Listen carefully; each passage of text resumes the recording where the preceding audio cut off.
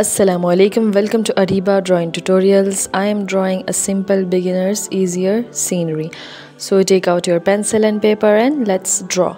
I am using here a 6HP pencil. You can use a normal typical pencil or whatever you are comfortable with. You can use a pointer also or a marker. I am here drawing a curvy line and then drawing a house over it.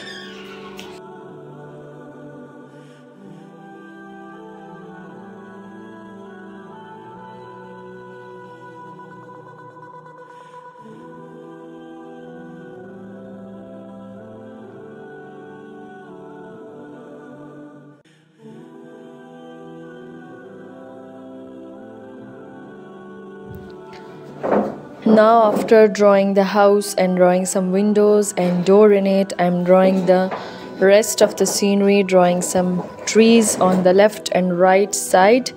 Don't forget to comment on my video and never forget to subscribe to my channel. Keep watching and visit my channel.